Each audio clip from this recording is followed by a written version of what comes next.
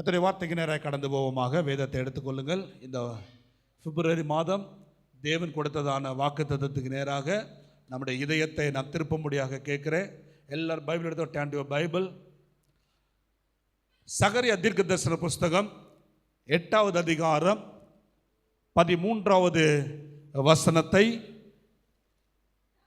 சம்பவிப்பது என்னவென்றால், யூதா வம்சத்தாரே, இஸ்ரவேல் வம்சத்தாரே, நீங்கள் புறஜாதிகளுக்குள்ளே சாபமாய் இருந்தது போலவே ஆசீர்வாதமாய் இருக்கும்படி நான் உன்னை ரட்சிப்பேன். கைகள் திடப்பட கடவுது. ஆமே. எல்லாரும் வசனத்து மேல கையை வச்சு ஜெபம் பண்ண முடிய கேட்கிறேன். பரிசுத்தமுள்ள தெய்வமே, இந்த மாதத்துக்கண்டு நீர் எங்களுக்கு முன்குறித்து கொடுத்ததான இந்த சத்திய வார்த்தைக்காக நன்றி. இந்த வசனத்து மூலமாக ஆவியானவர் எங்களோடு பேசுவீராக. தியானிக்கிற அந்த தியான நேரம் எங்கள் இருதயத்திலே அக்கினி கொழுந்து விட்டு எரியட்டும். உம்முடைய வார்த்தைகள் எங்கள் செவிகளிலே கேட்கட்டும். ஆண்டவரே, உம்மாலன்று எதுவும் செய்ய முடியாது. ஆண்டவர், சத்தியத்தை கேட்கிற ஒவ்வொரு ஜனங்களும் சத்தியத்தின் மூலமாக ஆசீர்வதிக்கப்பட்டு விடுதலை அடைய ஜெபிக்கிறோம். உம்மாலன்று எதுவும் செய்ய முடியாது. இயேசுவின் நல்ல நாமத்தில் ஜெபிக்கிறோம் நல்ல பிதாவே. சத்தம் அல்லேலூயா சொல்லுங்க. அப்பா, இந்த பிப்ரவரி மாதத்துக்கண்டு கர்த்தர் கொடுக்கிற வார்த்தை, நீங்கள் புறஜாதிகளுக்குள்ளே சாபமாய் இருந்தது போலவே ஆசீர்வாதமாய் இருக்கும்படி நான் உங்களை ரட்சிப்பேன். அல்லேலூயா. சாபத்தை ஆசீர்வாதமாக திருப்புகிற ஒரு தெய்வம் இந்த மாதம் வெளிப்பட போகிறார். இந்த மாதம் தேவன் செய்ய இருக்கிற மகத்தான காரியங்கள் ஒரு காரியம், சாபத்தை ஆசீர்வாதமாக திருப்புவா. ஆண்டவர் சொல்லுகிறார், அதற்காகவே நான் ரட்சிப்பேன். ரட்சிப்பு என்பது ஆத்தும ரட்சிப்பல்ல, தேவன் தருகிற விடுதலையின் செயல்கள், தேவன் செய்கிறதான நன்மையின் விளைவுகள். ரட்சிப்பு என்பது பாவத்திலிருந்து கிடைக்கிற ரட்சிப்பு இங்கே மென்ஷன் பண்ணவில்லை. ரட்சிப்பு என்பது கர்த்தர் செய்கிற சகாயம், கர்த்தர் தருகிற விடுதலை, கர்த்தர் கொடுக்கிற ஆசீர்வாதம். அதன் மூலமாக நம்முடைய குடும்பத்துக்குள்ளே, நம்முடைய வாழ்க்கைக்குள்ளே, நம்முடைய எல்லைக்குள்ளே இருக்கிற சாபத்தை உடைத்து ஆசீர்வாதத்தை அருளுகிற ஒரு தெய்வம் அவர். பயப்படாதே. உன் வாழ்க்கையில் இருக்கிற சாபத்தை குறித்து, உன் எதிர்காலத்தை குறித்து இருக்கிற சாபத்தை குறித்து, குடும்பத்துக்குள்ள இருக்கிற நெருக்கத்தை குறித்து பயப்படாதே. திடமாயிரு, பலமாயிரு. கர்த்தர் சொல்லுகிறார். ஆமென் சொல்லுங்க. அல்லேலூயா. சத்தமா அல்லேலூயா. வசனம் உள்ளே போகணும், இன்புட் ஆகணும். தயவுசெய்து சொல்கிறேன், ரொம்ப முக்கியமான ஒரு மாதம். இந்த மாதம் அநேகர் வாழ்க்கையை கர்த்தர் திருப்ப போகிறார். அவருக்கு நேராக, அவருடைய ஏற்படுத்தின நன்மைக்கு நேராக அநேக குடும்பங்களை கர்த்தர் திருப்ப போகிறார். ஆமென். கர்த்தருடைய வார்த்தை சாபத்தை ஆசீர்வாதமாக மாற்றும் தேவன். இதுதான் இந்த செய்தி தலைப்பு. இந்த வாரத்துக்குரிய செய்தி தலைப்பு, சாபத்தை ஆசீர்வாதமாக மாற்றுகிற ஒரு தெய்வம். ஆண்டவர் சொல்லுகிறார், அதற்காகவே நான் உன்னை ரட்சிப்பேன். நான், அந்த வார்த்தை ரொம்ப முக்கியம். இந்த காரியத்தை எந்த மனிதனாலும் செய்ய முடியாது. சாபத்தை ஆசீர்வாதமாக திருப்புவதற்கு எந்த சக்தியால முடியாது. எந்த மனுஷிக நன்மைகளினால் அதை செய்ய முடியாது. எந்த மனுஷ அதிகாரத்தினாலும் செய்ய முடியாது. ஆமென் சொல்லுங்க. மனிதன் ஆசீர்வாதத்தை சாபமாக மாற்ற முடியும். மனிதன் ஆசீர்வாதத்தை சாபமாக மாற்ற முடியும். ஆனால் தேவனாலே மட்டும்தான் சாபத்தை ஆசீர்வாதமாக மாற்ற முடியும். விசுவாசிக்கிறவர்கள் கைகளை வைத்து ஆமென் சொல்லுங்க. அப்பா, மனிதன் செய்ய முடியாததை என் தெய்வம் இந்த மாதம் நம்முடைய வாழ்க்கையில கர்த்தர் செய்ய போகிறார். எது சாபம்? நம்முடைய சூழ்நிலையிலே, நம்முடைய குடும்பத்திலே, நம்முடைய நிலைமைகளிலே தொடர்ச்சியாக வந்து கொண்டிருக்கிற சில பாதிப்புகள், தொடர்ச்சியாக இருக்கிற சில பிரச்சனைகள் தான் சாபமாக இருக்குது. இதுதான் என் நிலைமை, இதுதான் என் சூழ்நிலை, அப்படி கேஷுவலா யாரும் எடுக்கக்கூடாது. இதுதான் என் நிலைமைங்க, என் படிப்புக்கு ஏற்ற நிலைமை இதுதான், என் குடும்பத்தின் கஷ்டத்துக்கு ஏற்ற நிலைமை இதுதான், என் சரீர பலவீனத்துக்கு ஏற்ற சரீரம் இதுதான் அப்படின்னு அந்த பிரச்சனையை, அந்த காரியத்தை நீங்கள் சாதாரணமாக எடுத்துக்கொள்ளக்கூடாது. அதை சாபமாக கூட இருக்கலாம். சாபம் தேவனிடத்தில் வந்ததல்ல, சாபம் பிசாசிடத்தில் வந்தது. ஆண்டவர் பூமியை படைத்த பொழுது, மனுஷனை ஆதாம் ஏவாளை படைத்து பூமியை படைத்த பொழுது ஆண்டவர் சொல்கிறார், அவர்களை ஆசீர்வதித்தார். ஆசீர்வதித்த முதல் 2 அதிகாரத்திலே பார்க்கிறோம். ஆசீர்வதித்தார், ஆசீர்வதித்தார், ஆசீர்வதித்தார் தான் போட்டிருக்கோம். ஒரு சாபமும் இருக்காது. ஆனா 3ஆம் அதிகாரத்தில் பிசாசு தந்திரமாய் நுழைந்து ஆதாமை ஏவாளை வஞ்சித்த பொழுது, ஏவாளை வஞ்சிக்கப்பட்டு, ஏவாள் மூலமாக ஆதாம் வஞ்சிக்கப்பட்டு, பூமியே அந்த வஞ்சன் சர்ப்பத்தின் அந்த தந்திரத்துக்குள்ளே போன பொழுது, 3ஆம் அதிகாரம் 18 வசனம் நினைக்கிறேன், 3:18 வாசிங்க. பூமி வாசிங்க, அந்த வசனம் வாசிங்க.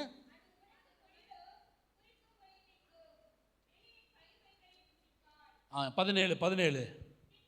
பின்பு அவர் ஆதாமை நோக்கி, நீ உன் மனைவியின் வார்த்தைக்கு செவி கொடுத்து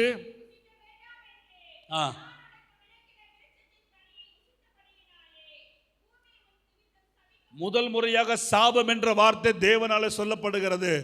தேவன் நியமிக்கவில்லை, நல்லா தெரிஞ்சுக்கோங்க. தேவன் நியமிக்கவில்லை. மனிதனுடைய விளைவுகள் ஆசீர்வாதத்தை சாபமாக மாற்றிவிட்டான். அதான் சொல்றேன், மனுஷனாலே இருக்கிற ஆசீர்வாதத்தை சாபமாக மாற்ற முடியும். You have to very very careful. உங்க வாழ்க்கையை குறித்து, உங்க நிலைமையை குறித்து ரொம்ப எச்சரிக்கையா இருங்கள். உங்க வாழ்க்கையை குறித்து, உங்க நிலைமையை குறித்து ரொம்ப எச்சரிக்கையா இருங்கள். தேவன் கொடுத்த ஆசீர்வாதத்தை சாபமாக எவரும் மாற்றிக்கொள்ள கூடாது. தேவனுக்கு விரோதமாக பாவம் செய்த பொழுது ஆசீர்வாதம் சாபமாக மாறினது. இந்த மாதம் கர்த்தாவே உமக்கு விரோதமாக நான் பாவம் செய்யாதிருக்க எனக்கு கிருபை தருவீராக. அல்லேலூயா. என தேவன் நோக்கம் நீங்கள் ஆசீர்வாதமாக இருக்க வேண்டும் என்பதனாலே. நீங்கள் சபிக்கப்பட்டவர்களாக இருக்கக்கூடாது. சாபத்தின் அடையாளம் உங்களுக்குள்ள இருக்கக்கூடாது. சாபத்தின் தன்மைகள் உங்கள் குடும்பத்துக்குள்ள இருக்கக்கூடாது. சாபத்தின் வல்லமைகள் உங்கள் எல்லையில் இருக்கக்கூடாது. தேவனுடைய ஆசீர்வாதத்தின் முத்திரை உங்க மேலே தரித்திருக்க வேண்டும். அதற்காகவே கர்த்தர் உங்களை ரட்சித்திருக்கிறார். அதற்காகவே கர்த்தர் உங்களை தெரிந்து கொண்டிருக்கிறார். அல்லேலூயா, அல்லேலூயா. எவை சாபம், சாபத்தின் தன்மைகள் எப்படிலாம் இருக்குன்னு சொல்றோமா? ஒரு 4-5 காரியம் சொல்றேன், கவனிங்க.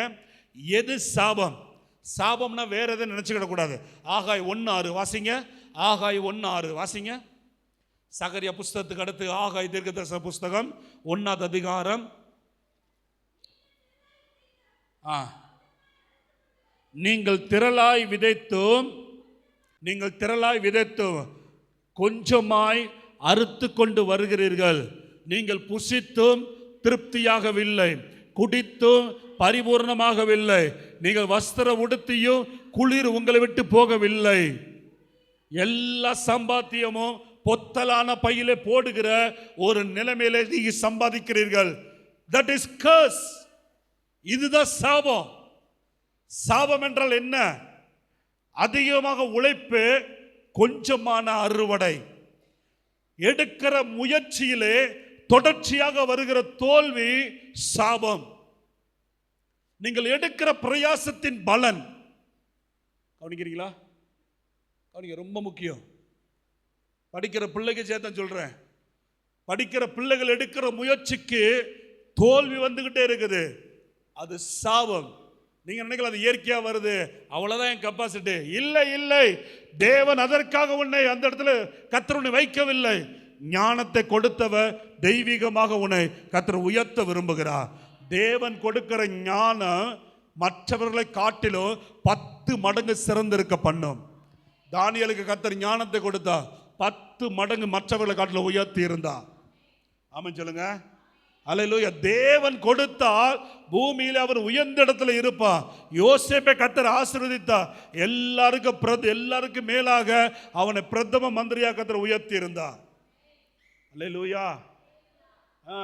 அவன் குழிக்குள்ள போன, இதுதான் என் நிலைமை, அவன் சிறைச்சாலைக்குள்ள போன இதுதான் என் வாழ்க்கை, இதுதான் என் சூழ்நிலை அப்படின்னு ஒதுங்கி போகவில்லை. இதற்காக என் தெய்வம் எனக்கு தரிசனம் கொடுக்கவில்லை, இதற்காக என் தெய்வம் என்னை சந்திக்கவில்லை. என் தெய்வம் என்னை மேலான நோக்கத்துக்கோடு என்னை சந்தித்திருக்கிறது என்ற விசுவாசம் யோசேப்புக்குள் இருந்தபடியினாலே அவனை புடமிட்டு அவனை ஒரு நாளில் கர்த்தர் உயர்த்தினார். அல்லேலூயா. தொடர்ச்சியான தோல்வி உங்க வாழ்க்கையில் வருதா? பாஸ்டர் ரொம்ப உழைக்கிறேன், ரொம்ப பாடுபடுறேன், ஆனால் கொஞ்சம் தான் வருது. என் வாழ்க்கையில் ரொம்ப உழைக்கிறேன், ரொம்ப ரொம்ப ரொம்ப ஓடுறேன், ஆனால் கொஞ்சம் தான் வருமானம் வருது, கொஞ்சம் தான் பிரயாசத்து பலன் வருது. எல்லாம் பொத்தலான பயிர், ஓட்ட பையில் போட்ட காசே போல என் வாழ்க்கை இருக்குது. அதுதான் சாபம் என்று ஆண்டவர் ஆகாய்க்கு சொல்றார். இஸ்ரவேல் ஜனத்தை பார்த்தா சொல்றாரு, உங்க வாழ்க்கை சாபத்துக்குள்ள இருக்குது, நீ மனம் திரும்பு, நீ மனம் திரும்பு. அப்படி மனம் திரும்பின பட்சத்தில் தான் 2:19 கடைசி வார்த்தை சொல்லி இருக்கிறது, நான் இன்று முதல் உங்களை ஆசீர்வதிப்பேன். அதுவரை ஆசீர்வாதம் என்றால் என்னவென்று அவர்களுக்கு தெரியல, ஆசீர்வாதம் என்னன்னு தெரியல. சாபத்துக்குள்ளா இருந்தார்கள், வேதனைக்குள்ளா இருந்தார்கள். தேவனை நோக்கி தங்கள் பாவத்திலிருந்து மனம் திரும்பின பொழுது கர்த்தர் சொல்றாரு, சாபம் ஆசீர்வாதமாக உன் வாழ்க்கையில மாறப்போகுது. இன்று முதல் நான் உங்களை ஆசீர்வதிப்பேன். அல்லேலூயா. கர்த்தர் நல்லவர். இப்படி இருக்கலாம். இரண்டாவது சாபத்தின் தன்மை இப்படி சில பேருக்கு இருக்கலாம். உபாகமத்தின் புஸ்தகம் 28வது அதிகாரம் 17வது வசனம் வாசிங்க. உபாகமத்தின் புஸ்தகம் 28வது அதிகாரம் 17வது வசனம் வாசிங்க. மாப்பை செய்கிற உன் தொட்டியும் சபிக்கப்பட்டிருக்கும், உன் கற்பத்தின் கனியும் உன் நிலத்தின் கனியும் உன் மாடுகளின் பெருக்கமும் உன் ஆடுகளின் மந்தைகளும் சபிக்கப்பட்டிருக்கும். இந்த அதிகாரத்தில் பாதிக்கு மேல சாபம் தான் இருக்கும். ஒரு 50 வசனத்துக்கு மேலே கவனிங்க. இங்க ஆண்டவர் சில காரியத்தை ஆவியான சொன்னதை நான் சொல்றேன். உன் கூடையும் உன் மாப்பிசைக்கிற தொட்டியும் அது சபிக்கப்பட்டு இருக்கலாம். சாபம் இப்படி ஒரு குடும்பத்துக்குள்ள தங்கி இருக்கலாம். சிலருக்கு வருமானத்தில் அந்த சாபம் இருக்கும். சிலருக்கு எப்படி இருக்கும் தெரியுமா? வருமானம் இருக்கும், நல்ல வருமானம் இருக்கும், நல்ல அறுவடை இருக்கும், ஆனால் ஒருபோதும் அவங்க வாழ்க்கையில் சேமிப்பு என்பது இருக்காது. முதலாக தாக்கப்பட்டவர்கள் வருமானம் குறைந்து காணப்படும், முயற்சி எடுப்பார்கள், வருமானம் குறைந்து காணப்படும். அது ஒருவேளை சாபக்கிரிகளாக இருக்கலாம். ரெண்டாவது ஒரு கூட்டத்தாக இருக்கிறார்கள், வருமானம் அதிகமாக வரும், தேவைக்கு அதிகமான வருமானம் வரும், சம்பாத்தியத்துக்கு அதிகமான வருமானம் வரும், ஆனால் குடும்பத்தில் ஒன்றும் தங்காமல் கூடையிலையும் மாப்பிசைக்கிற தொட்டியிலையும் ஒரு ஆசீர்வாதம் இல்லாமல் அது காலியாக இருக்கும். ஒரு விசுவாசிக்கு இப்படி இருக்கக்கூடாது. பேங்க் பேலன்ஸ் காலியாக இருக்கக்கூடாது. சொல்லுங்க, ஆமென் சொல்லுங்க. விசுவாசிக்கிறீங்களா? ஒரு விசுவாசிக்கு 31 நாளுமே 1ஆம் தேதி போல இருக்கணும். அதுதான் ஆசீர்வதிக்கப்பட்டது. 31 நாளுமே அவங்க தொட்டியில் தண்ணி நிறைஞ்சிருக்கணும், அவங்க மாப்பிசைக்கிற கூடையில் மாவு நிறைஞ்சிருக்கணும், அப்பவும் தண்ணியும் குறையவே கூடாது. அதுதான் தேவன் ஆசீர்வதிக்கிற ஆசீர்வாதத்தின் எல்லை. சில பேர் அப்படி இருக்கிறாங்க, சாபக்கிரிகள் அப்படி இருக்கிறாங்க. வருமானம் இருக்கும், ஆனால் சேமிப்பு என்பது இருக்காது. 40 வருஷம் உழைச்சிருப்பாங்க, 20 வருஷம் உழைச்சிருப்பாங்க, என்ன சேமிச்சு வச்சுங்க? வந்தது போச்சு, அவ்வளோதான். வந்துச்சு போச்சு, அவ்வளோதான். அது ஆசீர்வதிக்கப்பட்ட குடும்பம் கிடையாது. அது ஆசீர்வதிக்கப்பட்ட குடும்பம் கிடையாது. அது சாபத்துக்குள்ளாக தீட்டுப்பட்ட குடும்பம். கர்த்தர் இந்த மாதம் அப்படிப்பட்டவர்களை கர்த்தர் சந்திக்க விரும்புகிறார். சேமிப்பு என்பது இல்லையா? வருமானம் இருக்குது, சேமிப்பு என்பது இல்லை. ஒன்று சேமிச்சு வைக்க மாதிரி இல்லை, பிசாசக கையை வச்சிருக்கிறான். ஒன்று ஏன்னா ஆண்டவர் ஆசீர்வதிச்சார்னா சேமிப்பு இருக்கும். எப்படி சொல்றீங்க பாஸ்டர்? 5 அப்ப 2 மீனை கர்த்தர் ஆசீர்வதிச்சார். எத்தனை பேர் சாப்பிட்டாங்க? எத்தனை பேர்? 5000 பேரை சாப்பிட்டாங்க. 5000 புருஷர்கள், ஆம்பளை மட்டும் 5000 பேர். அப்போ அங்கே லேடிஸ் இருந்திருக்காங்க, அங்கே சின்ன பிள்ளை இருந்திருக்காங்க. ஒருவனுக்கு ஒரு குழந்தை வச்சாலும் எவ்வளோ ஆகுது? 5 + 5 + 5 15. அன்றைக்கு ஒரு ஆளுக்கு எத்தனை மனைவி? ஒரு ஆளுக்கு பல பிள்ளைகள். வேத ஆராய்ச்சியார் சொல்கிறாங்க 30,000 பேர் கிட்ட சாப்பிட்டாங்களாம். 5 அப்ப 2 மீன் எவ்வளோ பேர் சாப்பிட்டாங்க? 30,000 people eating the bread and fish. அவங்க சாப்பிட்டார்கள். ஆண்டவர் ஆசீர்வதிச்சு சாப்பிட்டதை காலி பண்ணிட்டு போனார் ஆண்டவர். எல்லாம் சாப்பிட்டீங்களாப்பா, திருப்தியா சாப்பிட்டீங்களாப்பா, கூட கழுவி வை, பாத்திரத்தில் கழுவி வை அப்படியே சொன்னாரு. மீதி 12 கூட இருந்தது. அதுதான் ஆசீர்வாதம். ஒரு வாழ்க்கையில நீங்க சம்பாதிக்கிறீங்க, அது 3000மோ 5000மோ 10,000மோ 50,000மோ 1,00,000மோ, நீங்க உங்க உழைப்புக்கேற்ற பலன் வருது.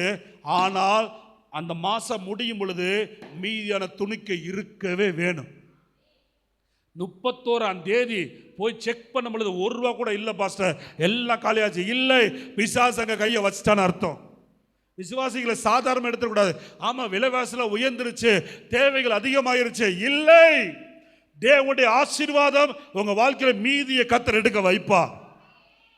நான் அனுபவிக்கிறதுனால சொல்றேன். எங்களுக்கு வருகிற கொஞ்சம் வருமானத்திலையும் எல்லா காரியத்துக்கும் செலவழிச்சு, எல்லா காரியத்தையும் கொடுத்தது போக மாத இறுதியில் ஒரு வருமானத்தை எடுக்க கர்த்தர் உதவி செய்கிறார். ஒரு நாள் என் பர்சில் காசு இல்லாமல் இருந்தது இல்லை. நிஜமா சொல்றேன். எங்க வாழ்க்கையை கர்த்தர் ஆசீர்வதிக்கிறார். அநேகர் இங்க இருக்கிற அநேகர் சாட்சி சொல்ல முடியும். ஒரு சகோதரர் பாச 31 நாளுமே எங்க குடும்பத்தில் செழிப்பு இருக்கு பாஸ்டர். ரொம்ப சந்தோஷமா இருந்துச்சு. அதுதான் தேவனால் ஆசீர்வதிக்கப்பட்ட குடும்பம். அல்லேலூயா. சேமிப்பு இல்லாமல் இருந்தால் உங்கள் வருமானத்தில் பிசாசு கை வச்சிருக்கிறான். தொடர்ச்சியாக இப்படி இருக்குன்னா இன்னைக்கு ஒரு முற்றுப்புள்ளி வைக்கணும். மூன்றாவது ஒரு கேட்டகரி பார்க்க விரும்புகிறேன். உபாகமம் 28:22 வாசிங்க. கர்த்தர் உன்னை ஈலையினாலும் காய்ந்த சலினாலும் காய்ச்சலினாலும் உஷ்ணத்தினாலும் எரிபந்தத்தினாலும் வறட்சியினாலும் கருக்காயினாலும் விஷா பனியினாலும் வாதிப்பார். நீ அழியும் மட்டும் இவைகள் உன்னை பின்தொடரும். கர்த்தர் இவைகளை கொடுத்து உன்னை வாதிப்பார். நீ அழியும் மட்டும் இவைகள் உன்னை பின்தொடரும். மூன்றாவது ஆவியானவர் சொல்லுகிறார், தொடர்ச்சியாக பலவீனங்கள், தொடர்ச்சியாக வியாதி ஒரு குடும்பத்தில் தாக்கப்பட்டிருந்தால் அது சாபத்தின் அடையாளம். ஒரு குடும்பத்தில் தொடர்ச்சியாக வியாதி வருது. தொடர்ச்சியாக வியாதி என்ன? ஃபார் எக்ஸாம்பிள் சொல்றேன். ஒத்த தலைவலி ஒரு சிஸ்டருக்கு இருந்துட்டே இருந்துச்சு. ஒரு ஊரில் நான் ஜோமனை போயிருக்கும் போது அந்த சிஸ்டருக்கு ஒத்த தலைவலி எத்தனை வருஷமா இருக்கு? 30 வருஷத்துக்கு மேலே. 30 வருஷத்துக்கு மேலே ஒத்த தலைவலி பிரச்சனை. டீ குடிப்பாங்க, மாத்திரை சாப்பிடுவாங்க, டாக்டரை பார்ப்பாங்க, தூங்குவாங்க, எந்திரிப்பாங்க, எல்லாம் பண்ணுவாங்க. ஆனால் தலைவலி மட்டும் நீங்கவே நீங்காது. எப்போ பார்த்தா ஜண்டுமா தூக்கிட்டே அலைவாங்க. இப்படி ஒரு எல்லாரும் வியாதி நினைச்சாங்க. ஆனால் அந்த சிஸ்டருக்கு ஊழியக்காரனாங்க எல்லாம் ஜோம் பண்ணும் பொழுது அந்த சிஸ்டருக்குள்ள இருந்து ஒரு அசுத்தாய் வெளியேறுச்சு. அவ்வளோ நாள் 30 வருஷம் உள்ள குடிகொண்டிருக்கு. சாபத்தின் பிசாசு உள்ள குடிகொண்டு இந்த பலவீனத்தை அவர்களுக்கு கொடுத்திருக்கிறான். 30 வருஷமா இந்த ஒத்த தலைவலி ஒரு பிசாசு வெளியே வரணும். இப்ப எப்படி சிஸ்டர் இருக்குன்னா தலைவலி என்பது இல்லை பாஸ்டர். தொடர்ச்சியாக ஒரு வியாதி, தொடர்ச்சியாக ஒரு பலவீனம், தொடர்ச்சியாக கட்டப்பட்ட ஒரு அனுபவங்கள், விஷ காய்ச்சல், பனிச்சு அவர் சொல்றாரு, காய்ச்சல், ஈலை இவைகள் உன்னை பின்தொடர்ந்தால் போட்டிருக்கா இல்லையா? என்னதான் பாருங்க வசனம் என்ன போட்டிருக்கு, வாசிங்க. பின்தொடரும், பின்தொடருகிற ஒரு நிலைமை சாபத்தின் அடையாளம். சாபத்தின் அடையாளம். விசுவாசிகள் இதை சாதாரணமாக எடுத்துடக்கூடாது. ஒரு வியாதி தொடர்ந்து இருக்குது, ஒரு வியாதியின் பிரச்சனை தொடர்ந்து இருக்குது, அந்த அடையாள சிம்டம்ஸ் தொடர்ந்து இருக்குது அப்படின்னா அது சாபத்தின் அடையாளம். கர்த்தர் இதை அனுமதிக்கிறது இல்லை. ஏன்னா அவருடைய தழும்புகளினால நான் சுகமானோம். ஆமென் சொல்லுங்க. ஆண்டவர் சுகப்படுத்தினால், சுகப்படுத்துவது ஆசீர்வாதத்தின் அடையாளம். தேவன் சுகப்படுத்தினவர்களை மட்டும் பாருங்க பைபிள்ல. திரும்ப அவங்களுக்கு அந்த பிரச்சனை இருந்துச்சா சொல்லுங்க. கண் பார்வை உள்ளவன், கண் பார்வை இல்லாதவன், பல வருஷ பார்வை இல்லாதவன் ஆண்டவர் சுகப்படுத்துகிறார். சுகப்படுத்தின உடனே அரையும் குறையுமா தெரியுது, பாதி தெரியுது, பாதி தெரியாம போகுது. அப்படியா இருந்துச்சு. தொட்ட உடனே பூர்ணமாக சுகம் உண்டாயிருச்சு. 40 வருஷம் நடக்க முடியாதவன் சப்பானியை கர்த்தர் சுகப்படுத்தி ஆசீர்வதிக்கும் பொழுது பாதி நடக்கிற, பாதி கீழே விழுகிறான். போதும், இந்த அளவு கிடைச்சா போதும் அப்படின்னு அவனு விடல, ஆண்டவர் விடல.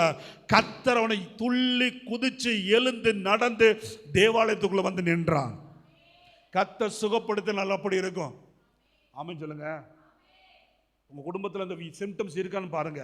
அதிகமான உழைப்பு, கொஞ்சம் வருமானம் இல்லை, வருமானம் அதிகம், போதுமான லாபம் இல்லை, அந்த தன்மை சேமிப்பு தன்மை இல்லை, இல்லை வியாதி அதிகமாக இருக்குது, பலவீனம் அதிகமாக இருக்கு, மருத்துவ செலவுகளுக்கு அதிகமாக கொடுத்து கொண்டு இருக்கிறேன், என்னென்ன சிம்டம்ஸ் இருக்குது, கர்த்தர் நிறைய இன்னைக்கு 4 மட்டும் கர்த்தர் குறிக்க சொன்னார்.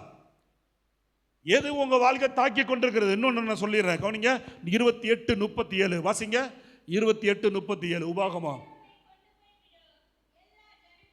கர்த்தர் உன்னை, மைக் இல்லையோ, கர்த்தர் உன்னை கொண்டு போய்விடும் எல்லா ஜனங்களுக்குள்ளும் பிரமிப்பும் பழமொழியும் பரியாச சொல்லும் ஆவாய். ஆமென். ஜனங்களுக்குள்ளே அவமான சின்னமாய் இருப்பது ஒரு சாபத்தின் அடையாளம். உங்க சொந்த பந்தத்துக்குள்ளே அவமானமாக, பழி சொல்லாக, பரியாச பொருளாக எவரும் இருந்தால் அதுவும் சாபம் என்று கர்த்தர் சொல்லுகிறார். உங்களை நிந்தையாக, கெட்டதுக்கு உதாரணமாக உங்கள் குடும்பத்தை எடுத்தால், தவறி விழுந்தவனுக்கு உதாரணமாக உங்க வாழ்க்கை யாராவது எடுத்து பேசினால், விழுந்து போன நிலைமையில உங்கள் குடும்பத்தை உதாரணமாக எடுத்து யாராவது பேசினால், உங்கள் குடும்பம் இன்னும் சாபத்துக்குள்ளதாகவே இருக்கிறது, சாபத்துக்குள்ளதாகவே இருக்கிறது. கர்த்தர் சொல்றார், பழமொழியும் பரியாச சொல்லுமாக இருக்கிற ஒரு கூட்டத்தார் இருக்கிறார்கள், அவர்கள் சாபத்தின் பிள்ளைகள். சகல ஜனங்களுக்குள்ளே அவமானமாக இருப்பது, பழிச்சொல்லாக இருப்பது ஒரு சாப கிரியை, ஒரு சாப கிரியை. அல்லேலூயா. கெட்டதுக்கு நம்முடைய குடும்பத்தையோ நம்முடைய பிள்ளைகளையோ உதாரணமாக ஒருவர் எடுக்கக்கூடாது. ஆமாம் சொல்லுங்க. கெட்ட காரியத்துக்கு, அழிஞ்சு வர காரியத்துக்கு உதாரணமாக ஒரு கிரியை எடுக்கக்கூடாது. தேவன் தொட்ட ஒரு நபர்கள் ஆசீர்வாதத்தின் அடையாளமானவர்கள். ஆனால் பிசாசு தொட்ட ஒரு நபர்கள் பழமொழியாக, பரியாச சொல்லாக இன்னைக்கு வரை இருக்கிறாங்க. யூதாஸ்ன்னு சொன்னா உங்களுக்கு என்ன நினைவுக்கு வருது? சொல்லுங்க. யூதாஸ்ன்னு சொன்னா உங்களுக்கு என்ன நினைவு வருது? அப்படித்தானே வருது. ஆனால் ஆண்டவர் அவனை எப்படி வச்சிருந்தாரு? Finance minister. என்ன மினிஸ்டரு? புரியலையோ? எல்லாரும் புரியல, எல்லாம் ஒரு மாதிரி பார்க்குறீங்களே, அடிக்க வர மாதிரி. ஃபைனான்ஸ் மினிஸ்டர் கர்த்தர் வச்சிருந்தார். கர்த்தர் அந்த மகனை ஆசீர்வதித்த விதம் ஃபைனான்ஸ் மினிஸ்டர். ஆனால் பிசாசு அவனை கையை வச்ச உடனே அவன் வாழ்க்கை சாபமாக மாறிவிட்டது. இப்போ உலகம் முழுவதும் யூதாஸை போல ஏசப்பா காட்டி கொடுத்துறாத, அப்படித்தான் ஒரு பழமொழி வந்துருச்சு. ஒரு பழமொழி வந்துருச்சு. அனனியா சப்பீரால என்ன தெரியும் உங்களுக்கு? என்ன தெரியுது? தசம பாகத்தை காணிக்க என்ன பண்ணாங்களா? ஆனால் அவங்க செஞ்ச ஊழியங்கள் இதான் உங்களுக்கு ஞாபகம் வருதா? அனனியா சப்பீரால் ஆதி அப்போஸ்தல சபைகளிலே அவ்வளோ வைராக்கியமானவர்கள், பேதுருக்கு முன்னாடி அவ்வளோ ஒழுக்கமானவர்கள். இந்த ஒரு காரியத்தில் பிசாசு அவர்களை வஞ்சித்து, அந்த காரியத்தில் அவர்களை தொட்டதுனால, பிசாசுக்கு அவர்கள் இடம் கொடுத்ததுனால அவங்களுடைய 99 நல்ல காரியம் மறைஞ்சு அந்த ஒரு காரியம் அவர்கள் அடையாளமாக மாறிவிட்டது. சாபத்தின் அடையாளம், சாபத்தின் அடையாளம். பிசாசு நம்முடைய குடும்பத்தையோ, நம்முடைய பொருளாதாரத்தையோ, நம்முடைய தனிப்பட்ட வாழ்க்கையோ தொடுவதற்கு நாம் இடம் கொடுக்க கூடாது. அதனாலதான் வேதம் அதிகமாக சொல்லுது, பிசாசுக்கு இடம் கொடாமல் இருங்கள். நிறைய பேர் ரொம்ப அலட்சியப்படுத்துறாங்க, அதெல்லாம் பார்த்துக்கலாங்க, போக போக சரியாகாது, போக போக இன்னும் கெடுதல் தான் ஏற்படும். எந்த காரியத்தை அசால்ட்டாக விசுவாசி எடுக்கக்கூடாது. ஒரு தாக்கம் வந்து விட்டால் உடனே அதை கிளியர் பண்ணணும். ஏன் இப்படி நஷ்டம் வருது? உட்கார்ந்து ஆண்டவர் சமூகத்தில் உட்கார்ந்து ஜெபம் பண்ணி மனம் திரும்பி அதில் ஒரு புதிய ஆசீர்வாதத்தை கொண்டு வருவதற்காக நீங்கள் முயற்சி எடுக்க வேண்டும்.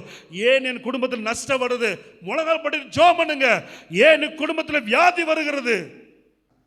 பிசாசினுடைய தன்மைகளை, நீங்கள் தந்திரங்களை நீங்கள் தெரிந்து கொண்டு அவனுக்கு விரோதமாக எதிர்த்து நில்லுங்கள். அப்பொழுது அவன் உங்களை விட்டு ஓடி போவான். உங்க வருமானம் தேவன் கொடுக்கிற ஆசீர்வாதம், உங்கள் சுகம் தேவன் கொடுக்கிற ஆசீர்வாதம், உங்கள் நன்மதிப்பு, உங்களுடைய நல்ல பெயர் தேவன் கொடுக்கிற ஆசீர்வாதம். இது பிசாசு தொடுவதற்கு நீங்கள் இடம் கொடுக்கவே கூடாது. ஆமென் சொல்லுங்க. எந்த தன்மையில், எந்த சூழ்நிலையிலையும் பிசாசுக்கு இடம் கொடுத்துடக்கூடாது. ஒரு நீதிமானை போல, ஒரு தேவனுடைய பிள்ளையை போல நாம் வாழ்ந்து காட்ட வேண்டும். இந்த தன்மைகள் ஆசீர்வாத சாபமாக மாறி இருக்கலாம். சாப கிரியைகள் உங்கள் குடும்பத்தில் இந்த அடையாளம் இருக்கலாம். ஆண்டவர் என்ன செய்வது? கர்த்தர் சொல்றாரு, பயப்படாத, உன் கை திடமா இருக்கட்டும், நான் உனக்காக சாபமாய் மரித்திருக்கிறேன். கலாத்தியர் 3:13 வாசிங்க. கலாத்தியர் 3:13 எல்லாரும் எடுத்து வாசிங்க. கலாத்தியர் 3:13 வாசிங்க. கலாத்தியர் புஸ்தகம் 3:13 வாசிங்க. மரத்திலே தூக்கப்பட்ட எவனும் சபிக்கப்பட்டவன் என்று எழுதியிருக்கிறபடி கிறிஸ்து நமக்காக சாபமாகி நியாயப்பிரமாணத்தின் சாபத்திற்கு நம்மை நீங்களாக்கி மீட்டுக் கொண்டார். போதும், கவனிங்க. மரத்திலே தூக்கப்பட்ட எவனும் சபிக்கப்பட்டவன் என்று எழுதியிருக்கிறபடி கிறிஸ்து உனக்காக எனக்காக நமக்காக சாபமாகிவிட்டார். ஆமே, நம்முடைய எல்லா சாபத்தையும் கல்வாரி சிலுவையில் அவர் சுமந்து விட்டார். இனி அந்த சாபத்தை குறித்து பயப்பட வேண்டாம். ஆண்டோட்ட போனால் பரிகாரம் நிச்சயம் கிடைக்கும். உங்கள் குடும்ப ஆசீர்வாதத்துக்கு தேவையான பரிகாரம் நிச்சயம் கிடைக்கும். உங்கள் வருமானத்துக்குள்ள ஒரு பரிகாரம் நிச்சயம் கிடைக்கும். உங்கள் சரீர பலவீனத்துக்கு ஏற்ற பரிகாரம் ஏசப்பட்ட நிச்சயம் கிடைக்கும். இந்த மாதம் தேவன் பக்கம் கொஞ்சம் திரும்பி பாருங்க. அவரால் மட்டும்தான் உங்கள் சாபத்தை ஆசீர்வாதமாக மாற்ற முடியும். தேவன் ஆசீர்வாதமாக இருக்கும்படிதான் நம்மளை இந்த சாபத்திலிருந்து வெளியே கொண்டு வருகிறார். வெறும் ஆசீர்வதிப்பதற்காக சாபத்திலிருந்து வெளியே கொண்டு வரல. கவனிங்க, வாக்குத்தத்த செய்தி என்னன்னா, சாபத்திலிருந்து ஆசீர்வதிக்கும்படி நம்மளை ரட்சிக்கல, சாபத்திலிருந்து ஆசீர்வாதமாய் இருக்கும்படி நம்மளை ரட்சிக்கிறார். நீ ஆசீர்வதிக்கப்படுவது ஒரு பகுதி, ஆசீர்வாதமாய் இருப்பது மேலான பகுதி. அல்லேலூயா. ஒரு கீழே கிடக்கிற ஒரு மனுஷனை தூக்கி விடுறது ஒரு பகுதியாக இருந்தாலும், அந்த மனுஷன் கீழே விழுந்த அநேகரை தூக்கி விடுவதற்கு அவனே ஒரு காரண கர்த்தாவாக மாறுவது தேவனுடைய உயர்ந்த ஆசீர்வாதத்தின் எல்லை. இந்த மாத கர்த்தர் அப்படி செய்ய போகிறார். உன் குடும்பத்தையும் உங்கள் சரீரத்தையும் கர்த்தர் ஆசீர்வதிச்சு உங்களை தூக்கி விடுறது பெருசு கிடையாது. நீங்கள் பல பேரை தூக்கி நிறுத்த போறீங்க. பல பேருக்கு நீங்கள் சாட்சியாக நிறுத்த போகிறார் ஆண்டவர் உங்களை. ஆமென், அல்லேலூயா. வியாதிப்பட்டவர்களுக்கு, கடன் பட்டவர்களுக்கோ, நொந்து போய் நூலாகி சாபத்துக்குள்ளாக கட்டப்பட்டு செத்து போய்விடலாம், மரித்து போய்விடலாம், இனி வாழ்வதற்கே வழி இல்லை சொல்லி சிக்கி கொண்டிருக்கிற அநேக கிடாக்கள் இருக்கிறார்கள். உங்க கைகளினாலே அவைகளை ரிலீஸ் பண்ண கர்த்தர் உதவி செய்ய போகிறார். அல்லேலூயா. ஆசீர்வாதமாய் இருக்கும்படி நம்மை ரட்சிக்கிறார். முதலாவதாக சில பேர் நபரை நான் பார்க்க விரும்புகிறேன். ஒரு 10 நிமிஷத்தில் கவனிங்க. முதலாவதாக ஒரு நபரை கர்த்தர் இப்படியாக மாற்றினார். வாசிங்கள். ஆதியாகமத்தின் புஸ்தகம் 12வது அதிகாரம் 1-2 வாசிங்கன்னா தெரியும். ஆதியாகமம் 12வது அதிகாரம் 1-2 வசனத்தை சத்தமாக வாசிங்கள்.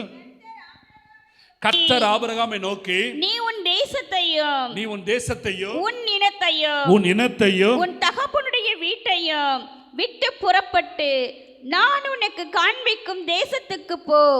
நான் உன்னை பெரிய ஜாதியாக்கி உன்னை ஆசீர்வதித்து உன் பேரை பெருமைப்படுத்துவேன்.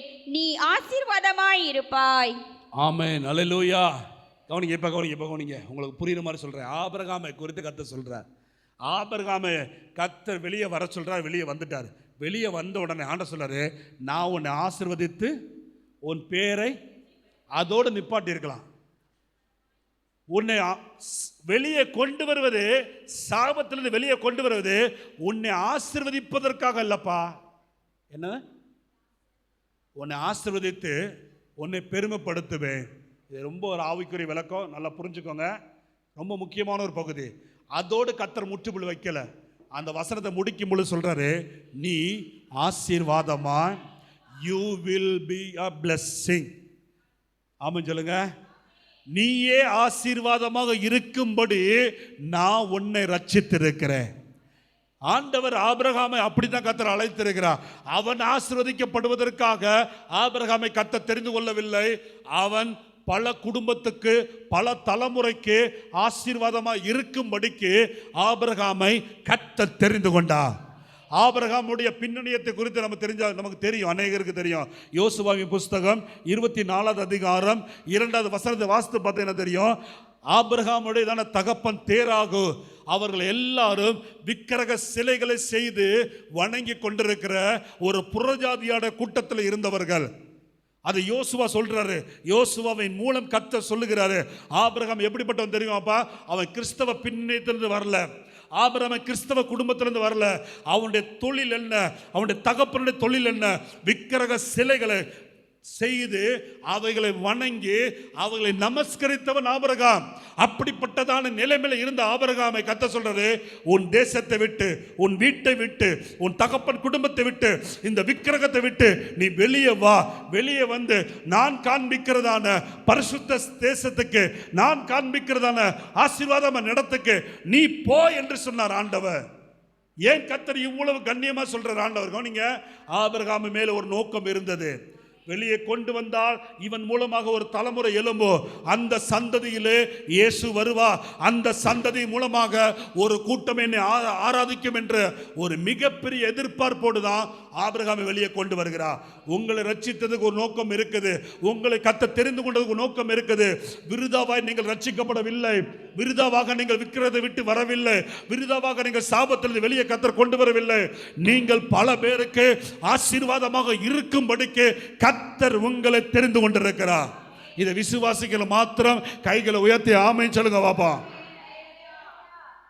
நாளா ஒன்னத்துக்கு உதவாதவன் பாஸ்டர், நாளா புழு, நாளா குப்பை, எனக்கு ஒண்ணுமே தெரியாது, நானே வெந்த கஞ்சியை சாப்பிட்டு விதி வந்தா சாகலாம், எப்ப இயேசு கிறிஸ்து வருவார் ஓடலாம் பார்த்துட்டு இருக்க.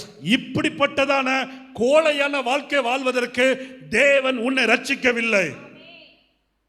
நீ பல குடும்பத்தை தூக்கி நிறுத்த வேண்டும்.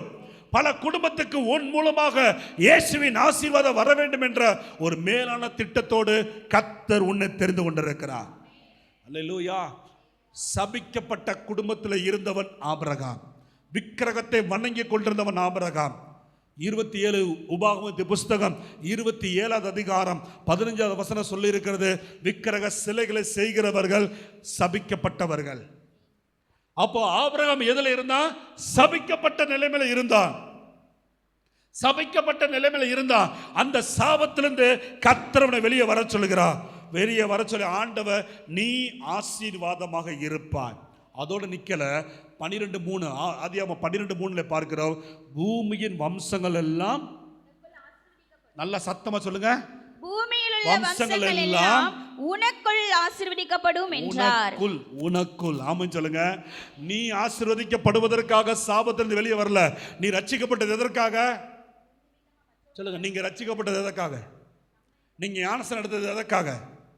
தெரியாதனமா ரட்சிக்கப்பட்டேன் பாஸ்டர். அப்படியா? தெரியாதனமா இயேசு ஏற்றுக்கொண்டேன், ஐயோ இது தெரிஞ்ச வந்திருக்க வேண்டாம் அப்படின்னு நினைக்கிறீங்களா? உன் மேல ஒரு மேலான திட்டம் இருக்கு. There is a purpose of your life. உன் வாழ்க்கையில் ஒரு மிகப்பெரிய திட்டம் இருக்கிறது. தேவனுடைய திட்டம், உன் திட்டம் அல்ல, மனுஷனுடைய திட்டம் அல்ல. உன்னை படைத்தவர் ஒரு மேலான திட்டத்தை உருவாக்கி தான் அந்த பூமிக்கு அனுப்பினா. ஏற்றவேளை வந்தவுடனே உன்னை ரட்சித்து ஒரு ஐக்கியத்தில் கொண்டு வந்து இதுக்குள்ள வந்தா தான் என் திட்டத்தை நீ செய்ய முடியும் என்று ஒரு ப்ராசஸ்ல கர்த்தரை கொண்டு போய்கிட்டு இருக்க. ஆமென் சொல்லுங்க. நீங்க இந்த சபையில் இருப்பது பாஸ்டருடைய திட்டம் அல்ல. நீங்க இந்த சபையில் இருப்பது உங்களுடைய விருப்பம் அல்ல, தேவனுடைய திட்டத்தின்படி இங்க இருக்கிறீங்க. நான் இந்த சபையில் போதகராக இருப்பது என்னுடைய பிளான் அல்ல. நான் விரும்பி சத்தருடைய கேட்கல, நான் விரும்பி தெரிந்து கொண்டு இந்த ஸ்தலத்துக்கு வரல. கர்த்தர் சொல்லி அனுப்பினா. அல்லேலூயா, அல்லேலூயா. தேவனுடைய திட்டத்துக்கு நாம் வரும்போது மட்டும்தான் நாம் மற்றவர்களுக்கு ஆசீர்வாதமாக இருக்க முடியும். அப்படி ஒரு பிளான்ல நீங்க இருக்கணும். வெளியே வந்துட்டீங்க, விக்கிரகத்தோடு இல்லாமல் வெளியே வந்துட்டீங்க. அப்ப விக்கிரகம் என்பது சாபத்துக்குரியது. அதுல இருந்து ஆபிரகாம் கீழ்ப்படிஞ்சு வந்ததுனால தான் அவன் பலருக்கு ஆசீர்வாதமாக இருக்க முடிஞ்சிச்சு. பூமியின் வம்சங்கள் எல்லாம் இன்றைக்கும் ஆபிரகாமை சந்ததிகளாக நம்மை கர்த்தர் வைத்திருக்கிறார். இயேசு கிறிஸ்து வாழ்க்கை வரலாறு சொல்லும் பொழுது மத்தேயு 1:1 என்ன சொல்லுது? இயேசு கிறிஸ்து வாழ்க்கை வரலாறு சொல்லும்போது இயேசு கிறிஸ்து பிறப்பின் வரலாறு ஆரம்பிக்குது. ஆபிரகாமின் குமாரனாகிய தாவீது குமாரனான இயேசு கிறிஸ்துவின் வம்ச வரலாறு. ஏன் வெறும் தாவீது குமாரன் சொல்லலாம்ல? ஏன் ஆபிரகாமை சொல்கிறாரு? ஆண்டவர் சொன்னதை காப்பாற்றுகிறவன். அங்க சொன்னாரு, 4000 வருஷத்துக்கு முன்னாடி ஆபிரகாம் என்ன சொன்னாரு? உனக்குள்ளே பூமியின் வம்சங்கள் எல்லாம், அதுல இயேசு கிறிஸ்து ஒரு வம்சம் தான். அவருமே ஆபிரகாம் மூலமா தான் ஆசீர்வதிக்கப்படுறாரு. ஆமென் சொல்லுங்க. அவ்வளவு பெரிய கடவுளே தான் பூமிக்கு வரும் பொழுது ஆபிரகாம் என்ற ஒரு அடையாளத்தோடு தான் வெளியே வர்றாரு. நீங்கள் அப்படி ஆக முடியும். நான்லாம் யாருக்கு பிரயோஜனம் இல்லை பாஸ்டர், எங்கள் அம்மாவே சொல்லிட்டாங்க, நீல தண்ட கருமம், உன்னால் ஒரு பிரயோஜனம் இல்லை, உன்னை பெற்றதுக்கு ஒரு அம்மிக்கல்ல பெற்றிருக்கலாம், உன்னை பத்தது வேஸ்ட்டு, உனக்கு சோறு போகிறது வேஸ்ட்டு. மனுஷன் என்ன வேணாலும் சொல்லட்டான், மனுஷர்கள் ஆசீர்வாதத்தை சாபமாக மாற்றுவார்கள். ஆனால் என் தெய்வம் மட்டும்தான் உன் வாழ்க்கையில் நோக்கத்தை நிறைவேற்றி நீ ஆசீர்வாதமாக இருக்கும்படி உன்னை கர்த்தர் உயர்த்துவா. ஆமென் சொல்லுங்க. அல்லேலூயா, அல்லேலூயா. புறஜாதிகள் இன்னைக்கு ஆசீர்வதிக்கப்படுறது ஆபிரகாமின் மூலமாக. பல குடும்பங்கள் உன்னால் தூக்கி நிறுத்தப்பட வேண்டி இருக்க, உன் குடும்ப சாபத்துக்குள்ளாக இருக்கக்கூடாது. நல்லா தெரிஞ்சுக்கோங்க. இந்த செய்தியை கேட்குற தேவனுடைய பிள்ளைகளே, பல குடும்பங்கள் உங்களால் தூக்கி நிறுத்தப்பட வேண்டும். பல குடும்பங்கள் தேவனுடைய ஆசீர்வாதத்தை உங்கள் மூலமாக பெற்றுக்கொள்ள வேண்டும். ஆனால் நீங்களே இன்னும் தடுமாறி கொண்டு இருந்தால் எப்பொழுது தேவ திட்டத்துக்குள்ளே வருவது? தரித்திரத்துக்குள்ள இருக்கிற பல குடும்பங்கள் ஐஸ்வர்யவான்களாக உங்க மூலம் கர்த்தர் மாற பண்ண விரும்புகிறார். ஆனா உங்க குடும்பத்தில் இன்னும் தரித்திரம் இருக்குது, இன்னும் குறைவுகள் இருக்குன்னா எப்ப தேவனுடைய பிளானுக்குள்ள வருவது? கர்த்தர் சொல்றாரு, வெளியே வா, வெளியே வா, பிசாசோடு இருக்கிற ஐக்கியத்திலிருந்து வெளியே வா. ஆபிரகாமே, பிசாசோடு இருக்கிற கரத்திலிருந்து விட்டு வெளியே வா. அவன் கரத்தை உதறி போடு, அவன் செயலை உதறி போடு, அவன் கிரியைகளை உதறி போடு, வெளியே வா. வெளியே வந்தா தான் ஆபிரகாமை கர்த்தர் ஆசீர்வதிக்க முடிஞ்சிச்சு. ஒருவேளை அவன் வெளியே வராமல் இருந்திருந்தா சாகர வரைக்கும் அவன் சாபத்தில் இருந்து செத்திருப்பான். ஆமென் சொல்லுங்க. இந்த மாதம் சில கிரியைகளை விட்டு வெளியே வரணும் கர்த்தர் விரும்புகிறார். சில பிசாசோடு இருக்கிற ஐக்கியத்திலிருந்து, பிசாசோடு இருக்கிற நினைவுகள் இருந்து, பிசாசோடு இருக்கிற அந்த உடன்படிக்கையிலிருந்து நீங்கள் வெளியே வந்து தான் ஆகணும். ஏன்னா நீங்கள் மற்றவர்களுக்கு ஆசீர்வாதமாய் இருக்க வேண்டிய நபர். அல்லேலூயா, தேவனுடைய நாமம் மகிமைப்படுவதாக. ரூத் என்ற புஸ்தகத்தை நாம் பார்க்க போகிறோம். ரூத் என்ற மகளை கர்த்தர் எப்படி சாபத்திலிருந்து ஆசீர்வாதமாக மாற்றினார். ரூத்தின் புஸ்தகம் 4வது அதிகாரம் 11வது வசனம். அப்பொழுது ஒளிமுக வாசலில் இருக்கிற சகல ஜனங்களும் மூப்பரானவர்களும் அவனை நோக்கி, நாங்கள் சாட்சிதான், உன் வீட்டிலே வருகிற மனைவியை கர்த்தர் இஸ்ரவேல் வீட்டை கட்டுவித்த 2 பேராகிய ராகேலை போலவும் லேயாளை போலவும் வாழ்த்திருக்க செய்வாராக. நீ எபிராத்தாவிலே பாக்கியவனாய் இருந்து பெத்லெஹேமிலே புகழ் பெற்றிருக்க கடவாய். போதும், கவனிங்க. நான் சொல்ற வசனத்தை நோட் பண்ணிங்க, வீட்டில் போய் வாசிங்க. ரூத் 4:11, ரூத் 1:4, உபாகமம் 23:3. இந்த 3 வசனமும் அடிப்படையான வசனம். ரூத் என்றதான ஒரு மகளை குறித்து பார்க்கிறோம். ரூத் ஒரு மோவாபிய பெண். கவனிங்க, ரூத் ஒரு மோவாபிய பெண். மோவாப் என்பவள் சபிக்கப்பட்ட ஒரு சந்ததி. உபாகமத்தின் புஸ்தகம் 23:3 பார்த்தீங்கன்னா தெரியும். யார் வேணா சர்ச்சுக்கு வரலாம்ப்பா, இந்த மோவாப் சந்ததி மட்டும் சர்ச்சுக்குள்ள வரக்கூடாது. முறை தவறி பிறந்தவர்கள், தகப்பனாலே பிள்ளையை பெற்றெடுத்த அந்த ஸ்திரீயின் மூலமாக வந்த சந்ததிக்கு மோவாப் அம்மோனியன். ஆண்டவர் சொன்ன 10 தலைமுறை ஆனாலும், ஒரு தலைமுறைக்கு 40 வருஷம், 400 வருஷம் ஆனாலும் என் சர்ச்சுக்குள்ள இவங்க காலடி எடுத்து வைக்கக்கூடாது. அப்படி கட்டளை போட்டிருந்தா. அந்த சந்ததியிலே வந்தவள் தான் ரூத்து. இவள் பாவம் செய்யவில்லை, யாரோ பாவம் செய்திருக்க அந்த பாவத்தின் விளைவை இவள் வாழ்க்கையிலே ஒரு சாபமாக இருந்தது. ஆண்டோட ஆலயத்துக்குள்ள போக முடியவில்லை, இஸ்ரவேல் தேசத்துக்குள்ள போக முடியவில்லை. அவனிங்க தெய்வத்தின் ஆசீர்வாதத்தை அந்த மோவாப் ஸ்திரீயாகிய ரூத் பெற்றுக்கொள்ள முடியவில்லை. நீங்க பாவம் செய்யல, ஆபிரகாம் அவன் பாவம் செஞ்சான், விக்கிரகத்தை கும்பிட்டா, கையெடுத்து கும்பிட்டா. அவன் செஞ்ச பாவத்தினாலே சாபம் வந்துச்சு. கர்த்தர் வெளியே வர சொன்னா விட்டு வந்துட்டான். இங்கே ரூத்து அவள் தப்பு செய்யல, அவள் முப்பிதாக்கள் தப்பு செய்திருக்க. இவள் பரிசுத்தமாக தான் இருக்கிறா, ஆனால் இவன் மேல அந்த சாபத்தின் எழுத்து இருக்குது. அந்த சாபத்தை இவ சுமந்துகிட்டு இருக்கிறா. பிறப்பினால் வந்த சாபம், பிறந்ததினால் வந்த சாபம். இவள் அந்த சந்ததியில பிறந்ததினால தான் இவள் அந்த சாபத்துக்குள்ளாக அடைக்கப்பட்டிருந்தாள். கடவுளுடைய ஆசீர்வாதத்தை பெற முடியல. இப்போ அவள் ஒரு தீர்மானம் எடுக்கிறா, இந்த சாபத்தை உடைப்பதற்கு. ஆண்டவர் ஒன்றும் சொல்லல, ரூத்துட்டு போய் ரூத்து இதை செய்ய அதை செய் ஏதாவது சொன்னாரா? ஆபிரகாம் மட்டும் சொன்னார், வெளியே வாப்பா, நான் அவனை ஆசீர்வதிப்பேன், இப்படிலாம் செய்வேன் கர்த்தர் சொன்னார். ஆனால் ரூத்துட்ட ஒன்றுமே பேசலை. கவனிங்கம்மா, ரூத்துட்ட ஒன்றுமே பேசலை. ரூத்தே தீர்மானம் எடுக்கிறா. இந்த தெய்வத்தை குறித்து கேள்விப்பட்டு, இப்படி ஒரு தெய்வம் இருக்கிறாரு, இப்படி ஆசீர்வதிக்கிற யெகோவா தெய்வம் இருக்கிறாரு, இந்த தெய்வத்தின் ஆசீர்வாதம் எனக்கு வேண்டும் என்று. நான் என்னையா தப்பு செஞ்சேன்? நான் எதுக்கு இந்த சாபத்துக்குள்ள இருக்கணும்?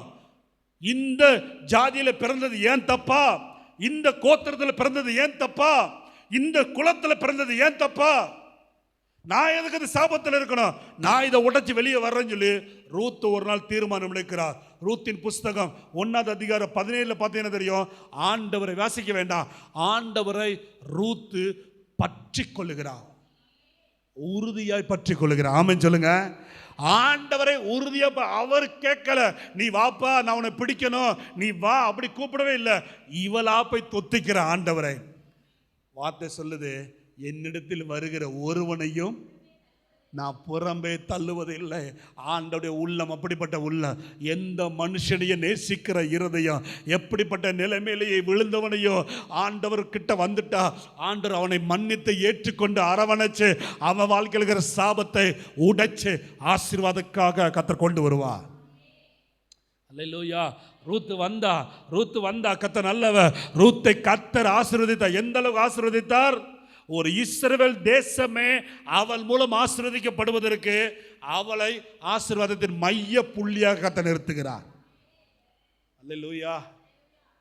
இஸ்ரவேல் சர்ச்சுக்குள்ளே இவ வரக்கூடாது, கவனிச்சுக்கோங்க. சர்ச்சுக்குள்ளே காலிட்டு வைக்க கூடாது. ஆனா இப்ப கர்த்தர் டர்ன் பண்றாரு, இவ வந்தா தான் ஆசீர்வாதமே வரும். இவ சர்ச்சுக்குள்ள இருந்தா தான் நான் ஆசீர்வதிப்பேன்.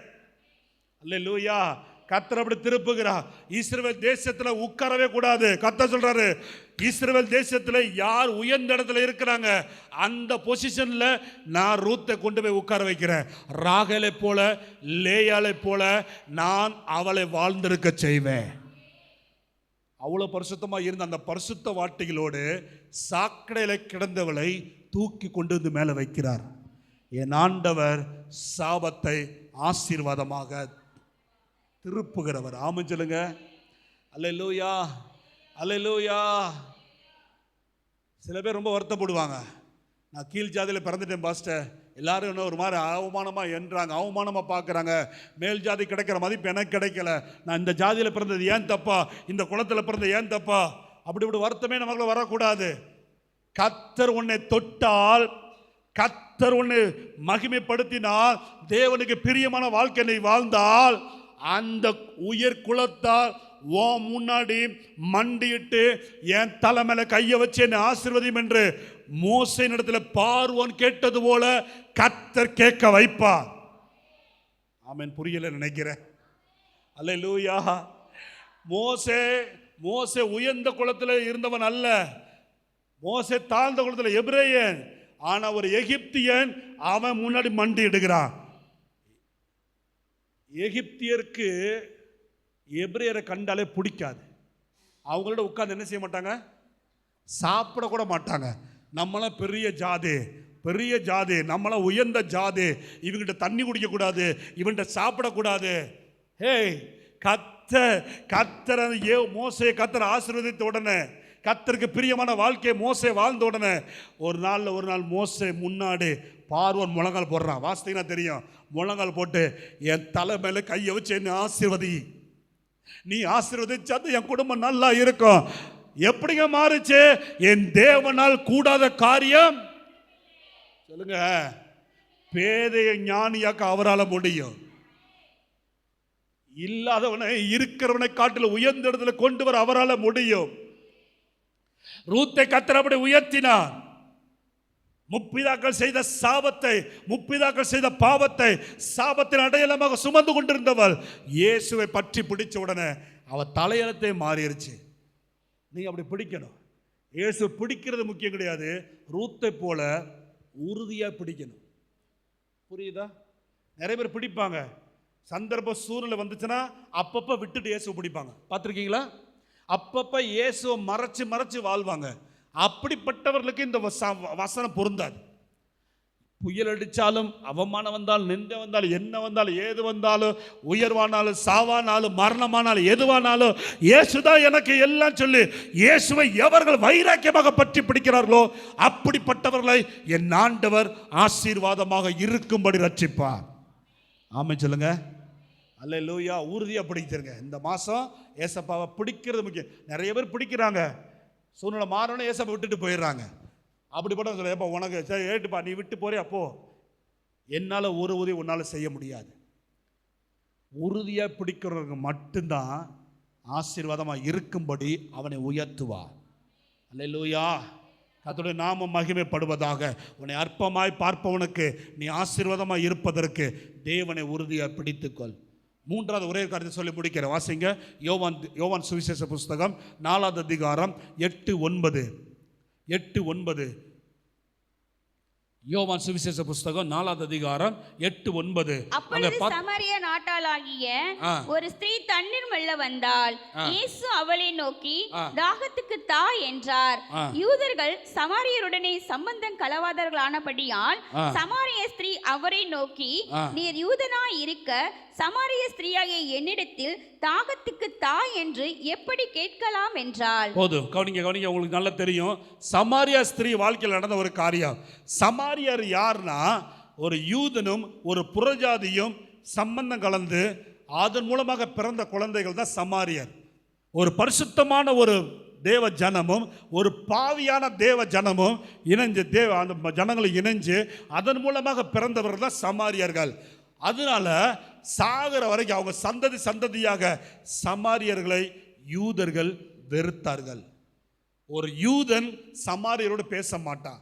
ஏன்னா அவங்க முறை தவறி பிறந்தவர்கள், கலப்பினத்தில் பிறந்தவர்கள். இப்போ அந்த சந்ததியில் இருக்கிறவர்கள் சமாரியா ஸ்திரீ, அந்த ஸ்திரீ அவள் பேர் போடவில்லை, அந்த ஸ்திரீ சமாரியா ஸ்திரீன்னு போட்டிருக்கு. அந்த ஸ்திரீ வாழ்க்கையில் ஒரு சாபம் இருந்துச்சு. என்ன சாபம் நான் சொல்றேன், கவனிங்க. அந்த ஸ்திரீ மனிதர்களுக்குள்ளே சபிக்கப்பட்டவளாக இருந்தாள். எப்படி தெரியும் பாஸ்டர்? அவள் தண்ணி எடுக்க வந்த நேரம் எந்த நேரம் தெரியுமா? பாருங்க, அவள் குடத்தில் தண்ணி எடுக்க வந்த நேரம் 6வது வசனத்தை போட்டிருக்கு. ஏறக்குறைய சத்தமாக சொல்லுங்க, 6ஆம் மணி நேரம். அப்படின்னா சொல்லுங்க, 6ஆம் மணி நேரம்னா நம்ம கணக்குப்படி 12வது மணி, மதியம் 12 மணி. இன்னும் 1 மணி நேரத்தில் தண்ணி எடுக்க வருவா. சரிங்களா? 12வது மணி நேரம். யூதர்களுக்கு 6னா அப்படியே 6 மணி நேரம் அப்படி தள்ளி போட்டீங்கன்னா நம்முடைய கணக்கு வந்துடும். ஆனால் ஒரு யூத பெண்மணி ஒன்று 3ஆம் மணி நேரம் வருவாள், இல்லை 9ஆம் மணி நேரம் வருவாள். 6ஆம் மணி நேரம் எந்த யூத பெண்மணியும் தண்ணி எடுப்பதுக்கு வரமாட்டார்கள். ஒன்று, அது மதியான நேரம், ரொம்ப வெயிலாக இருக்கும். 2வது, அந்த நேரத்தில் மனுஷர்கள் ஒதுக்கப்பட்டவர்கள், பாவியான ஸ்திரீகள், சமுதாயத்தினால் ஒதுக்கப்பட்டவர்கள் மட்டும்தான் அந்த நேரத்தை தண்ணி எடுக்க வருவார்கள் என்று சொல்லி மற்ற யூத பெண்மணிகள் அந்த நேரம் வரமாட்டார்கள். ஆகவே 6ஆம் மணி நேரம் எதற்காக வந்தால் என்றால் டைம் மென்ஷன் பண்ணி இருக்குது. அந்த நேரம் இவள் மனிதனால் ஒதுக்கப்பட்டவள், இவள் செய்வது விபச்சார பாவம். அவனிங்க, ஒரு ஸ்திரீ 5 புருஷனோட வாழ்ந்துட்டு இருக்கிறார். 5 புருஷனை கல்யாணம் முடிச்சு 5 புருஷனோட வாழ்ந்துட்டு இருந்தவள் விபச்சாரம் பண்ணி கொண்டிருந்தாள். அப்படிப்பட்ட ஒரு பாவியான ஸ்திரீ, அவளை தேடி இயேசு வந்து நின்றார். எந்த மனுஷனையும் நேசிக்கிறவர் என்பதை இந்த அதிகாரத்தில் நாம் பார்க்க முடியும். அல்லேலூயா. நம்முடைய காலம் இருந்தால் கண்டிப்பாக போக மாட்டோம், நம்முடைய வாழ்க்கையாக இருந்தால் கண்டிப்பாக அங்கே போய் நிற்க மாட்டோம். அல்லேலூயா. விபச்சார ஸ்திரீ இடத்துல யாரும் பேச மாட்டோம். ஏன்? அன்னகர் இடத்துல யாரும் பேசுகிறாங்களா? பேசவே மாட்டாங்க. அவங்கள்ட்ட கை கொடுக்க மாட்டாங்க, அவளை நேசிக்க மாட்டாங்க. ஆனால் இயேசு கிறிஸ்து அன்னகர்களுக்காகவே ஒரு அதிகாரத்தை கர்த்தர் ஒதுக்கி வச்சிருக்கார் வேதத்தில். அன்னகர்கள் யாரு? திருநங்கைகளுக்கு என்று ஒரு அதிகாரத்தை கர்த்தர் ஒதுக்கி வச்சிருக்கிறார். அவங்களுக்கு கொடுக்குற ஆசீர்வாதம் நமக்கெல்லாம் இல்லைங்க. அப்படிப்பட்ட உயர்ந்த ஆசீர்வாதத்தை அவர்களுக்கு கர்த்தர் எழுதி வச்சிருக்கிறாரு. இங்கே பார்க்கிற விபச்சார ஸ்திரீ, உலகம் அவர்களை வேண்டாம் என்று ஒதுக்குது, ஆனால் அவர்கள் மேலேயும் தேவ திட்டம் இருப்பதை நாம் புரிந்து கொள்ள வேண்டும். அல்லேலூயா. அவள் வர்றா, தண்ணி எடுக்கிற, ஆண்டவர் வர்றாரு, தண்ணி கேட்குறது, இவ கொடுக்க மறுக்கிறா, ஆண்டவர் பேசுறது எல்லாம் பேசுகிற உடனே கடைசி அவள் ஆண்டவரை பார்த்து சொல்கிறாரு 19 வசனத்தில், அப்பொழுது அந்த ஸ்திரீ அவரை நோக்கி, ஆண்டவரே நீர் தீர்க்கதரிசி என்று நான் காண்கிறேன். அப்படின்னா என்ன அர்த்தம் தெரியுமா? யூ ஆர் த மெசாயா, நீர் தான் கிறிஸ்து. ஆமாம் சொல்லுங்க. நீர்தான் மேசாயா, நீர்தான் கிறிஸ்து, நீர்தான் வரப்போகிற மேசியா என்பதை நான் கண்டுவிட்டேன் என்று தெய்வத்தை அவர் ஏற்றுக்கொண்ட உடனே அவள் வாழ்க்கையே சாபத்திலிருந்து வெளியே வந்துருச்சு. அவள் கட்டுகள் உடைக்கப்பட்டுச்சு. அவள் சாபக்கிரிகள் வெளியே வந்தாள். அவள் வெளியே வந்து அவள் ஆசீர்வதிக்கப்பட்டதும் அல்லாமல் வாக்குத்தத்த வசனம் என்னன்னா, ஆசீர்வாதமா இருக்கும்படி. ஆமாம் சொல்லுங்க. ஆசீர்வாதமா ஆபிரகாமை எப்படி பூமியின் வம்சங்களுக்கு ஆசீர்வாதமாக இருக்கும்படி ரட்சித்தாரோ, ரூத்தை எப்படி கர்த்தர் தலைமுறை தலைமுறையாக இஸ்ரவேல் சந்ததிகள் ஆசீர்வதிக்கப்படுவதற்காக ரூத்தை கர்த்தர் ரட்சித்தாரோ, இந்த சமாரியாவ ஸ்திரியை, இந்த ஸ்திரியை கர்த்தர் தொட்டது நிமித்தம் அவள் பட்டணத்தில் ஒரு ரட்சிப்பை கர்த்தர் கட்டளையிட்டார். வாசிங்க 4வது அதிகாரம். அவள் போய் சொல்றா கவனிங்க, 39வது வசனம். அவள் போய் பிரயாசப்பட்டு அவள் போய் சொல்கிறா, தன் ஊர் மக்களுக்கெல்லாம் சொல்கிறா. சொல்லும் பொழுது அவங்க சொல்கிறாங்க, நான் செய்த எல்லாவற்றையும் எனக்கு ஒருவர் சொன்னார் என்று சாட்சியாக சொன்ன அந்த ஸ்திரியுடைய வார்த்தையை நிமித்தம் அந்த ஊரில் சமாரியரில் இயேசுவின் மேல் விசுவாசம் உள்ளவர்கள் ஆனார்கள். கைகளை உயர்த்தி ஆமைன்னு சொல்லுங்க பாப்பா. இயேசு என்றால் யாரும் தெரியாது. இயேசுவை வேண்டாம் என்று ஒதுக்கின அந்த சமுதாயத்தில் ஒரு திரள் கூட்டம் ரட்சிக்கப்படுவதற்கு ஒரு மனுஷி காரணமாக இருந்தார். அல்லேலூயா. உங்கள் பட்டணத்தில், உங்கள் ஊரில், உங்கள் தெருவில் அநேகர் இயேசுவை ஏற்றுக்கொள்வதற்காகத்தான் உங்களை அந்த இடத்துல நாட்டி இருக்கிறார். அந்த நிச்சயம் உங்களுக்கு இருக்கணும். சும்மா கொண்டு போய் கர்த்தர் சொருக மாட்டார். நல்லா தெரிஞ்சுக்கோமா, சும்மா கொண்டு போய் உங்களை சொருக மாட்டார். எங்கேயோ இருந்த உங்களை கணவன் மனைவியாக இணைத்த நோக்கம் என்னவென்றால், அந்த சந்ததியில் இருக்கிற அநேகருக்கு நீங்கள் ஆசீர்வாதமாக இருக்கணும். அல்லேலூயா.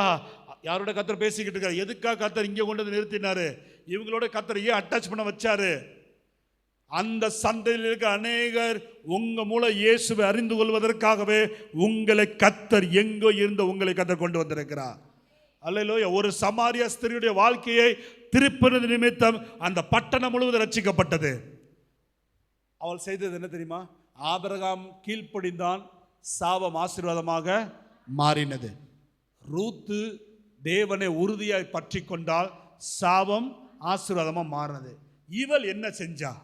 இவள் அதை மட்டும் நான் சொல்லி முடிக்கிறேன். கவனிங்க, 4வது அதிகாரத்தை பார்த்தீங்கன்னா தெரியும். ஆண்டவர் உன் புருஷனை கூட்டுவான்னு சொல்கிறாரு. உன் புருஷன் என்ன செஞ்சா? 16வது வசனத்தை பார்த்தீங்கன்னா தெரியும். இயேசு அவளை நோக்கி, நீ போய் உன் புருஷன் என்ன செஞ்சு வா. அதற்கு அந்த ஸ்திரீ சொல்றா, எனக்கு புருஷன் இல்லை என்றாள். இயேசு அவளை நோக்கி, எனக்கு புருஷன் இல்லை என்று நீ சொன்னது சரிதான். எப்படி எனில் 5 புருஷர் உனக்கு இருந்தார்கள், இப்பொழுது உனக்கு இருக்கிறவன் உனக்கு புருஷன் அல்ல. இதை உள்ளபடி சொன்னாய். அல்லேலூயா. புரியுது? எத்தனை பேர் புரியுது? படிக்கும் பொழுது உள்ள அவ்வளோ சந்தோஷமா இருந்துச்சு. எப்பா என்ன ஒரு தாழ்மையா அவளுக்குள்ள. ஆண்டவர்கிட்ட உள்ளபடி யார் பேசுறாங்க, மனம் திறந்து பேசுறாங்களோ அவங்க வாழ்க்கையில சாபங்கள் உடைக்கப்படும். ஆண்டவர்கிட்ட நிறைய பேர் மறைக்கிறோம், நிறைய காரியங்களை மறைக்கிறோம், யாருக்கு தெரியக்கூடாது. வீட்டு காரியத்தை மறைக்கிறோம், ஆண்டவர்கிட்ட நம்ம செய்கிற காரியத்தை மறைக்கிறோம். அதை அறிக்கை செய்வது கிடையாது, ஆண்டவர்கிட்ட வெளிப்படுத்துவது கிடையாது. உள்ளபடி, அதாவது தாழ்மையின் அடையாளம். அவ தன்னை தாழ்த்தி, எனக்கு புருஷன் கிடையாது, அப்போ வந்துட்டு போறோம்னா புருஷன் கிடையாது. புருஷனை தான் கூட்டு, மனுஷனை கூட்டு வச்சுன்னா நிறைய பேர் கூட்டு வந்திருப்பான்.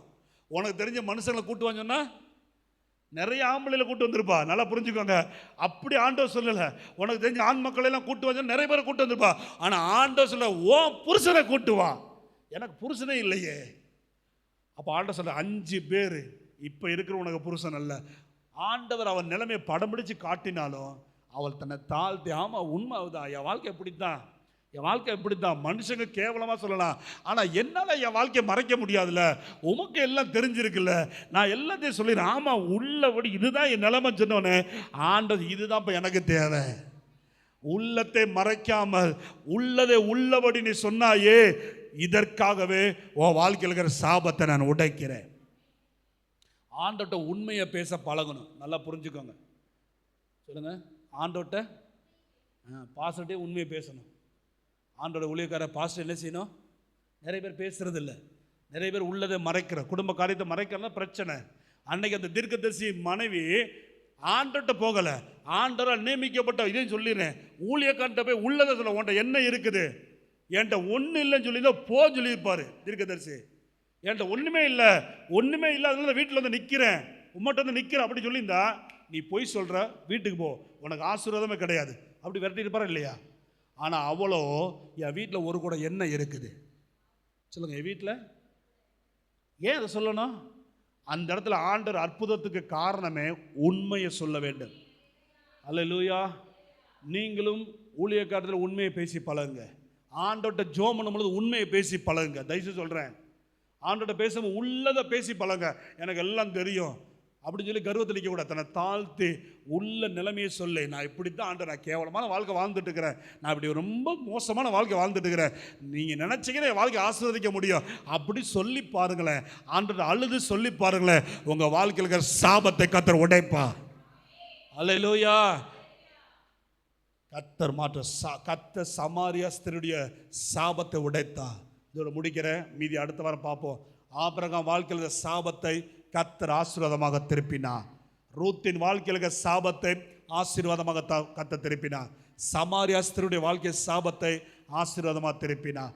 உங்கள் வாழ்க்கையில் சாபத்தையும் ஆசீர்வாதமாக கர்த்தர் திருப்புவா. பயப்படாதீங்க. இந்த மாதம் உங்கள் வாழ்க்கை ஆசீர்வாதமாக இருக்க போகுது. அநேகருக்கு நீங்கள் பிளெஸ்ஸிங்காக இருக்க போகிறீங்க. உங்கள் ஜபத்தின் மூலம், உங்களுடைய சத்தியத்தின் மூலம் அநேகர் இயேசு பக்கம் வந்து ஆண்டவருடைய ஆசீர்வாதத்தை பெற போகிறாங்க. நம்புறவங்க மாத்திரம் எல்லாரும் முழங்கால் படுவோமாக. ஆமென், ஹல்லேலூயா. கர்த்தர் நமக்கு செய்ய போதுமானவர். அவருடைய முழங்கால் படிட்டு நம்ம ஜெபம்